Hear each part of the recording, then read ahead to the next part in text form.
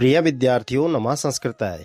आज हम फिर से उपस्थित हुए हैं आपके सामने कक्षा 9 की पाठ्यपुस्तक शारदा की षष्ठा पाठ अर्थात छठा पाठ मनहापूतम समाचरित। मनहापूतम समाचरित अर्थात शुद्ध मन से आचरण करना चाहिए या मन को पवित्र रखकर आचरण करना चाहिए। ये छठा पाठ है और इस पाठ को लेकर हम आए हैं। तो आज हम इसको विस्तृत रूप से इसका हिंदी अनुवाद करेंगे। इसमें जो भी श्लोक होंगे उनके हिंदी अर्थ सहित आपको बताया जाएगा। तो चलिए वीडियो को प्रारंभ करते हैं। सबसे पहले आपके सामने चित्र है। चित्र में यहाँ पे एक फीमेल टीचर है, ठीक है, और ये क्या कह रही है, प्रिय छात्राः वदन्तु किमपि कार्यं करणीयम्। तो अध्यापिका कह रही है, प्रिय विद्यार्थियों बताओ, वदन्तु बताओ, किमपि कार्यं करणीयम् यदि कोई कार्य करना हो, ठीक है, अस्ति चेद आदौ किम आवश्यकम, ठीक है, यदि कोई कार्य करना हो तो सबसे पहले क्या आवश्यक है। तो यहाँ पर एक छात्र कहता है, यहाँ पे ठीक है, छात्र बोल रहा है आचार्य विचिन्त्य कार्यम करणम। तो कह रही है कि गुरुवर सोच समझकर कार्य करना चाहिए, ठीक है। फिर है यहाँ पे एक छात्र और कह रहा है, ठीक है, कि उचित विधिना कार्य करणम अर्थात उचित तरीके से कार्य करना चाहिए। फिर यहाँ पे एक लड़की कहती है, ये लड़की कह रही है, ठीक है, कि पूर्ण मनसा कार्य करणम अर्थात पूरे मन से कार्य करना चाहिए। उसके बाद यहाँ पे मैडम फिर से कहती है कि सर्वे उचितमेव वदन्ति। इसका मतलब है तुम सब ठीक ही कह रहे हो। ये मैडम कह रही है कि तुम सब ठीक कह रहे हो, ठीक है। अधुना विचार्यन्तु अब सोचो, यदि मनः एव मलिनम स्यात् यदि मन ही अशुद्ध हो तो उद्देश्यम एव अनुचितम स्यात् और उद्देश्य ही गलत हो, तर्हि किमपि कार्यम सम्यक कथम भवेत्। तो मैडम कह रही है तो कोई कार्य सही कैसे हो सकता है, ठीक है। अधुना विचार्यन्तु अब सोचो, यदि मन ही अशुद्ध हो और उद्देश्य ही आपका गलत हो तो कोई कार्य सही कैसे हो सकता है। यहाँ पे एक लड़का कह रहा है कि एवं चेत तस्य कार्यस्य फलम अपि दूषितम एव स्यात्। तो क्या कह रहा है कि यदि ऐसा होगा, एवं चेत तस्य कार्यम फलम, यदि ऐसा होगा तो उस कार्य का परिणाम भी खराब ही होगा। तो उस कार्य का परिणाम क्या होगा, खराब होगा। आगे बढ़ते हैं। यहाँ पर फिर से मैडम कहती है, ठीक है, मैडम कह रही है कि अतएव अस्माभिः सर्वाणि कार्याणि पवित्रेण मनसा करणीयानि। तो मैडम कह रही है कि इसलिए अतएव अस्माभिः इसलिए हमें सभी कार्य सर्वाणि कार्याणि सभी कार्य पवित्रेण मनसा करणीयानि शुद्ध मन से करने चाहिए। इसलिए हमें सभी कार्य क्या करना चाहिए, शुद्ध मन से कार्य करना चाहिए, ठीक है। एतदेव शिक्षयति प्रस्तुतः पाठः मनः पूतं समाचरेत् इति। तो मैडम कहती है यही शिक्षा यह पाठ देता है कि मनः पूतं समाचरित अर्थात शुद्ध मन से आचरण करना चाहिए, ठीक है। आगे बढ़ते हैं। यहाँ पे एक छात्र बोलता है, ये कह रहा है आचार्य अस्मिन् पाठे विविधेभ्यः ग्रंथेभ्यः सुभाषितानि संकलितानि दृश्यन्ते। तो बच्चा कहता है कि मैडम इस पाठ में विभिन्न प्रसंगों में सुभाषित संकलित दिखाई देते, यानी कि अच्छे वचन दिखाई देते हैं। किम एतानि सुभाषितानि वर्तमान समय अपि उपयोगिनी सन्ति। क्या ये सुभाषित आज के समय भी उपयोगी हैं। तो यहाँ पर मैडम कहती है, ठीक है, मैडम कह रही है भवन्तः स्वयमेव चिन्तयन्तु। तो मैडम कह रही है कि आप लोग स्वयं ही विचार करें। फिर यहाँ पे एक लड़की कहती है, ठीक है, अहम वदामि आचार्य, मैडम मैं कहती हूँ एतानि सुभाषितानि न केवलम पठनाय अपितु जीवने आचरणाय सन्ति। कह रही है ये सुभाषित केवल पढ़ने योग्य ही नहीं, एतानि सुभाषितानि न केवलम पठनीयानि, ये सुभाषित केवल पढ़ने योग्य ही नहीं अपितु जीवने आचरणीय यानी संति, बल्कि जीवन में भी अपनाने योग्य है, अर्थात जीवन में अपनाने योग्य भी है। तो यहाँ पर मैडम कहती है फिर से, ठीक है, ये लाइन दिख रही होगी आपको। तो मैडम कह रही है सम्यक उत्तम, हाँ बिल्कुल सही कहा तुमने। आयन्तु, आओ, वयम सुभाषितानि पठामः, हम सुभाषितों को पढ़े, जीवनेच आचरामः, और जीवन में उनका पालन करें। तो अब आपके सुभाषित यहाँ पे सुवचन शुरू होते हैं। पहला सुभाषित है दृष्टिपूतम न्यसेत पादम, वस्त्रपूतम जलम पिबेत, सत्यपूताम वदेत वाचम, मनः पूतम समाचरित। यह जो सुभाषित है ये मनुस्मृति के, ठीक है, 6वें अध्याय का 46वां मंत्र है। किसका है? मनुस्मृति का, ठीक है। दृष्टिपूतम न्यसेत पादम, वस्त्रपूतम जलम पिबेत, सत्यपूताम वदेत वाचम, मनः पूतम समाचरेत। दृष्टिपूतम न्यसेत पादम, वस्त्रपूतम जलम पिबेत, सत्यपूताम वदेत वाचम, मनः पूतम समाचरेत। इस श्लोक का अन्वय है, अन्वय आपको हम स्क्रीन पे भी दिखाएंगे, ठीक है।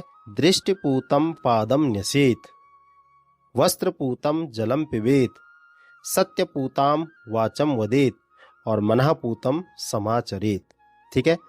तो इसका अर्थ जानेंगे। सबसे पहले दृष्टिपूतम न्यसेत पादम, क्या है? सबसे पहले दृष्टिपूतम न्यसेत पादम, ठीक है, यहाँ तक है, ठीक है। इसका मतलब है कि दृष्टिपूतम, देख कर, अच्छे से देख कर या देखभाल कर, न्यसेत पादम, पैर रखना चाहिए। मतलब जब हम चलते हैं तो हमें देखकर, अच्छे से देखकर सड़क पर आगे कदम बढ़ाने चाहिए। वस्त्रपूतम जलम पिबेत, कह रहा है वस्त्रपूतम यानी कि छान कर, जलम पिबेत, जल पीना चाहिए, पानी को हमेशा छान कर पीना चाहिए। सत्यपूताम वदेत वाचम, अर्थात सत्य से पवित्र वचन बोलना चाहिए, ठीक है। मनः पूतम समाचरित, अर्थात शुद्ध मन से हमें आचरण करना चाहिए। ये इसका हिंदी अनुवाद है अन्वय के हिसाब से, ठीक है। दूसरा श्लोक है धृति क्षमा दमो यस्तेयम, शौचम इंद्रिय निग्रह, धीर विद्या सत्यम क्रोधो, दशकम धर्म लक्षणम। धृति क्षमा दमो अस्तेयम, शौचम इंद्रिय निग्रह, धीर विद्या सत्यम क्रोधो, दशकम धर्म लक्षणम। ये मनुस्मृति का 6 अध्याय का 92वां श्लोक है, अर्थात 92, ठीक है। इसका जो अन्वय है वो है धृति क्षमा दमः अस्तेयम, शौचम इंद्रिय निग्रह, धीः विद्या सत्यम अक्रोधा च इति दशकम धर्म लक्षणम भवति। इसका हिंदी अर्थ है, ध्यान से देखिएगा, धृति क्षमा दमो अस्तेयम, ठीक है, अर्थात धृति क्षमा दमः अस्तेयम, ठीक है। धृति मतलब धैर्य, क्षमा मतलब क्षमा, दमः मतलब मन का संयम, और अस्तेयम मतलब चोरी न करना, ठीक है। अस्तेयम मतलब चोरी न करना, अर्थात धैर्य, क्षमा, मन का संयम और चोरी न करना। शौचम इंद्रिय निग्रह, शौचम मतलब शुद्धता, इंद्रिय मतलब इंद्रियों पर, निग्रह मतलब नियंत्रण, शुद्धता और इंद्रियों पर नियंत्रण। धीः विद्या यानी कि धीर विद्या, ठीक है। धीर विद्या, धी मतलब बुद्धि, विद्या मतलब विद्या, सत्य मतलब सत्य, और अक्रोधा मतलब क्रोध न करना, ठीक है। अर्थात बुद्धि, विद्या, सत्य और क्रोध न करना। दशकम धर्म लक्षणम भवति, ठीक है। दशकम मतलब ये 10 धर्म के लक्षण है। कौन कौन से हैं? धैर्य, क्षमा, मन का संशय, चोरी न करना, शुद्धता, इंद्रियों पर नियंत्रण, बुद्धि, विद्या, सत्य और क्रोध न करना। ये क्या है? 10 धर्म के लक्षण हैं, ठीक है। श्लोक नंबर 3 है यद्यथा चरित श्रेष्ठः तत् तदेवे तरो जनः सह यत् प्रमाणम कुरुते लोकस्तदनु वर्तते। ये आपका श्लोक श्रीमद् भगवत गीता का 3 अध्याय का 21वां मंत्र है। ठीक है, तो ये क्या कह रहा है, सबसे पहले इसका अन्वय देखते हैं। तो इसका अन्वय है श्रेष्ठः यत यत आचरति, श्रेष्ठः यत यत आचरति इतरः जनः तत तत एव आचरति, सह यत प्रमाणम कुरुते लोकः तत् अनुवर्तते।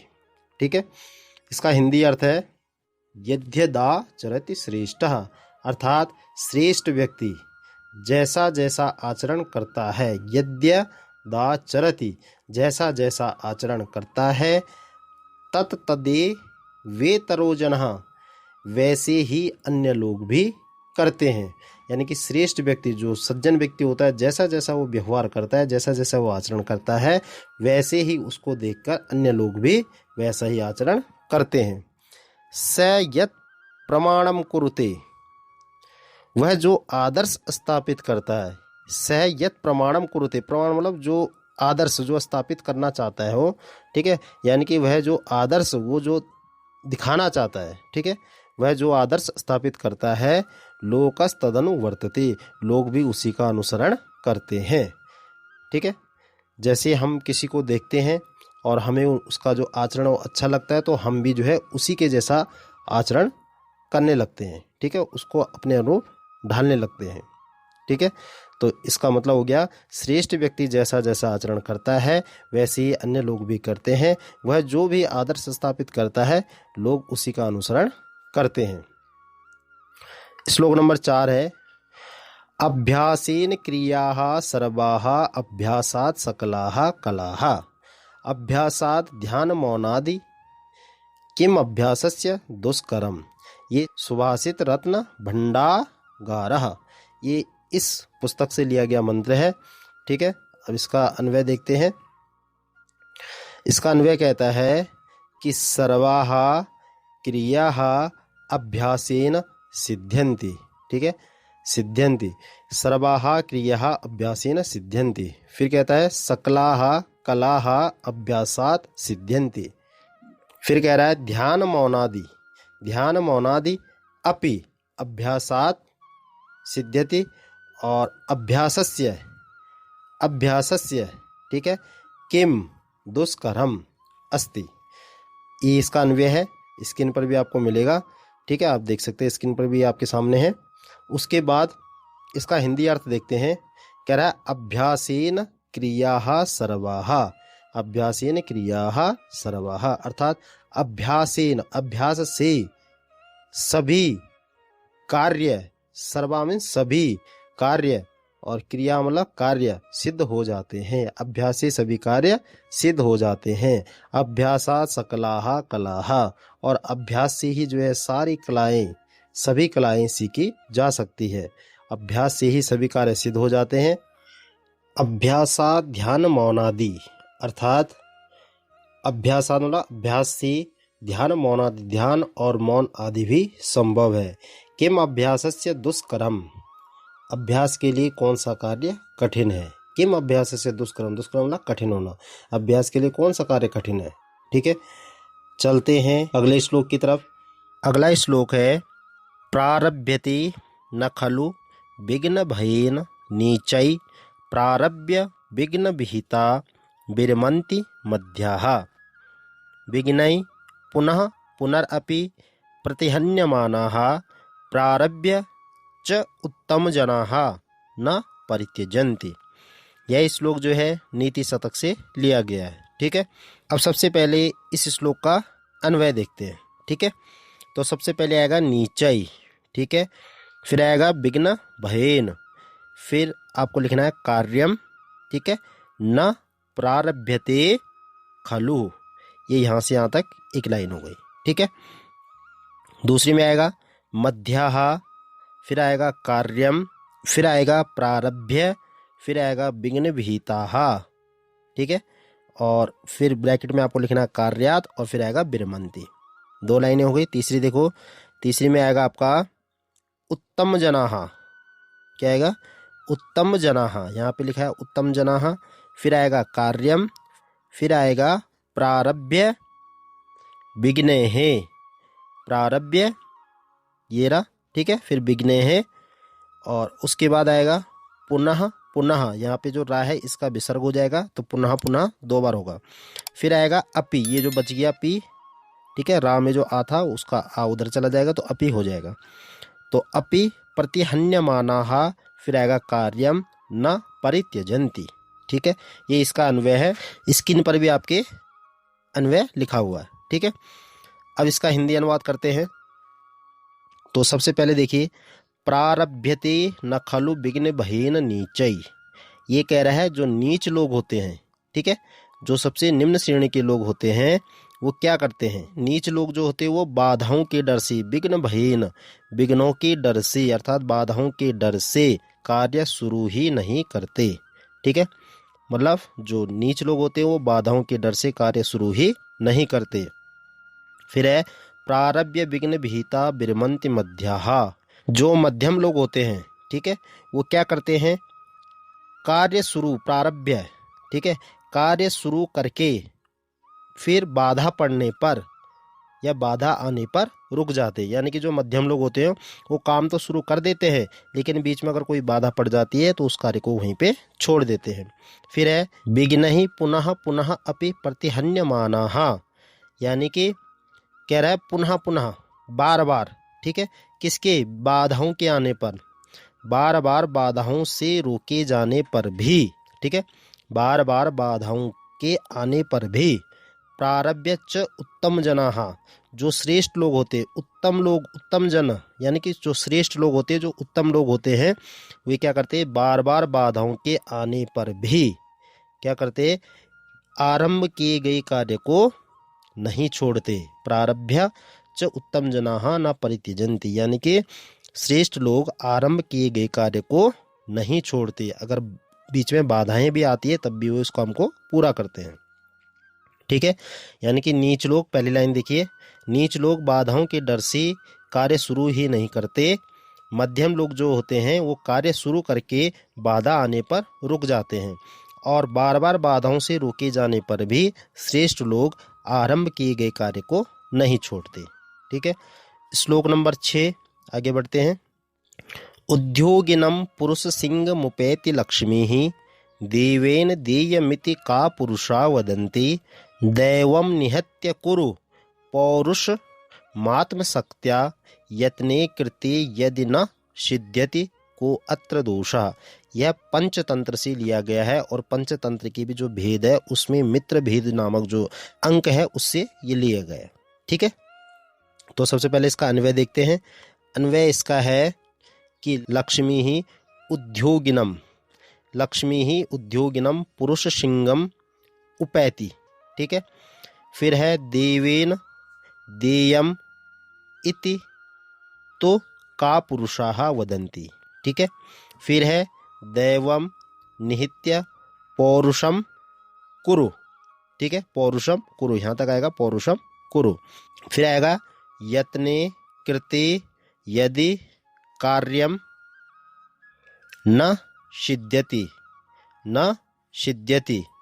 फिर क्या आता है, तरहि तो अत्र कः दोषः, ठीक है। इसका हिंदी अनुवाद है कि उद्योगिनम पुरुष सिंह मुपैति लक्ष्मी, उद्योगिनम कहते हैं परिश्रमी, ठीक है, सिंह मतलब सिंह के समान, ठीक है, पुरुष मतलब पुरुष, और उपैति मतलब पास, लक्ष्मी मतलब लक्ष्मी। तो कह रहा है उद्योगिनम अर्थात परिश्रमी और सिंह पुरुषम उपैति, सिंह समान पुरुष के पास लक्ष्मी आती है। जो परिश्रमी होता है और सिंह के समान जो पुरुष होता है उसी के पास लक्ष्मी आती है। देवेन देयमिति का पुरुषा वदंती, का पुरुषा मतलब होता है कायर, ठीक है, वदंती मतलब बोलना। कायर लोग कहते हैं देवेन देयमिति अर्थात सब भाग्य से मिलता है। कायर लोग कहते हैं कि सब भाग्य से मिलता है। दैवम निहित्य कुरु पौरुषम आत्मशक्त्या, तो कह रहा है कि दैवम, दैवम मतलब भाग्य, भाग्य पर निर्भरता छोड़कर निहित्य कुरु भाग्य पर निर्भरता छोड़कर पौरुषम आत्मशक्त्या अपनी शक्ति से पुरुषार्थ करो। भाग्य पर निर्भरता छोड़कर अपनी शक्ति से पुरुषार्थ करो अर्थात परिश्रम करो। यत्ने कृते यदि न सिद्ध्यति को अत्र दोषः। कह रहा है यत्ने, यत्ने मतलब प्रयास, यत्न मतलब होता है प्रयास करना। पूरा प्रयास करने पर भी यदि न सिद्ध्यति, यदि सफलता न मिले। यत्ने कृते यदि, पूरा प्रयास करने पर भी यदि न सिद्ध्यति, यदि सफलता न मिले, को अत्र दोषा, तो इसमें दोष किसका है। ठीक है, परिश्रमी और सिंह समान पुरुष के पास लक्ष्मी आती है। कायर लोग कहते हैं कि सब भाग्य से मिलता है। ठीक है, दैवम अर्थात भाग्य पर निर्भरता छोड़कर अपनी शक्ति से पुरुषार्थ करो और पूरा प्रयास करने पर भी यदि सफलता न मिले तो इसमें किसका दोष है, यानी कि इसमें दोष किसका है। ठीक है, अगले श्लोक की तरफ बढ़ते हैं। श्लोक नंबर 7। पुराणम इत्येव न साधु सर्वम न चापि काव्यम नवम इत्यवध्यम संतः परीक्ष्य अन्यतरथ भजन्ते मूढ़ः पर प्रत्ययनीय बुद्धि। मूढ़ः पर प्रत्ययनीय बुद्धि। यह श्लोक जो है मालविका अग्निमित्र से लिया गया है। ठीक है, जो कि कालिदास की एक रचना है। इस श्लोक का अन्वय है पुराणम इति सर्वम साधु न वर्तते। ठीक है, काव्यम नवम इति, ठीक है, अवध्यम, अवध्यम न वर्तते।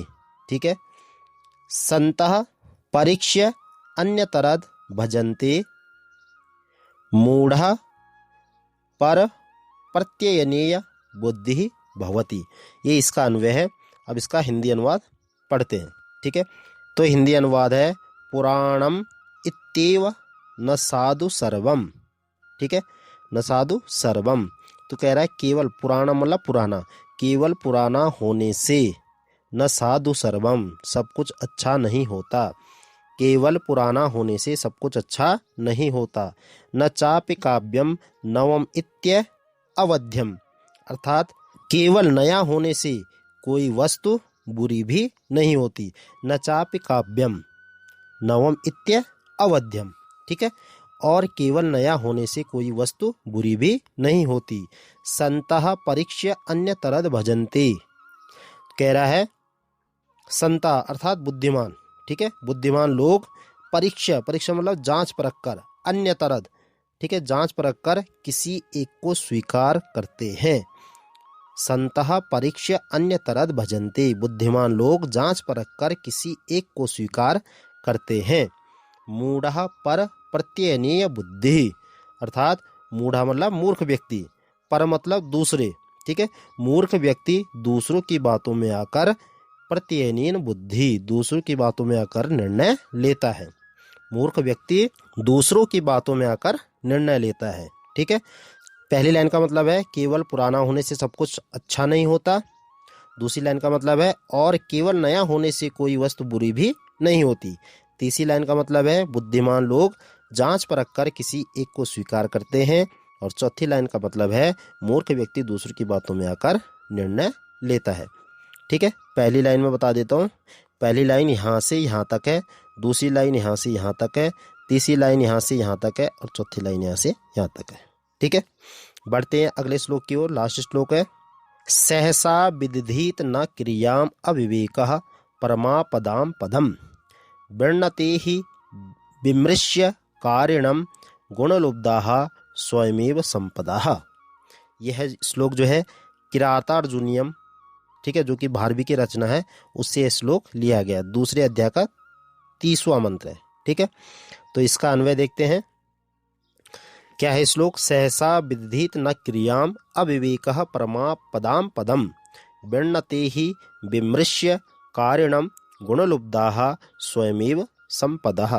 ठीक है, इसका अन्वय है क्रियाम सहसा न विदधीत, फिर आएगा अविवेका, अविवेकः परम आपदाम पदम भवति। ठीक है, ही गुणलुब्धाः संपदः। ठीक है। स्वयमेव विमृश्यकारिणम वृणुते वृणते, ठीक है। तो इसका हिंदी अर्थ देखते हैं। हिंदी अर्थ है इसका कि सहसा विदधीत न क्रियाम, सहसा विदधीत न क्रियाम, अचानक कोई काम नहीं करना चाहिए। सहसा मतलब होता अचानक या बिना सोचे समझे, बिना सोचे समझे कोई कार्य नहीं करना चाहिए। अविवेकः परमापदाम पदम, अविवेक अर्थात बिना विचार के कार्य करना। अविवेक मतलब होता है बिना विचार के कार्य करना। अविवेक बड़ी विपत्तियों का कारण होता है, ठीक है। जो बिना विचार के जो कार्य करते हैं वो जो है बड़ी मुसीबतों का कारण बनते हैं, ठीक है। यानी कि उनके सामने मुसीबतें आती रहती है, कठिनाइयाँ आती रहती है। वृणते ही विमृश्य कारणम, ठीक है। इसका मतलब है विचार पूर्वक कार्य करने वाले व्यक्ति को ही, विचार पूर्वक विमर्श्य कारणम, विचार पूर्वक कार्य करने वाले व्यक्ति को ही गुणलुब्धाः स्वयमेव संपदाः, गुणों को चाहने वाली संपत्तियां स्वयं प्राप्त हो जाती है। गुणलुब्धा मतलब गुणों को चाहने वाली, स्वयं मतलब स्वयं प्राप्त होना, संपदा मतलब संपत्तियां। गुणों को चाहने वाली जो संपत्तियां हैं वो उनको स्वयं प्राप्त हो जाती है जो विचार पूर्वक कार्य करते हैं। जो व्यक्ति विचार पूर्वक कार्य करते हैं या जो मनुष्य विचार पूर्वक कार्य करते हैं वह उनको जो है संपत्तियां जो है स्वयं ही प्राप्त हो जाती है, ठीक है।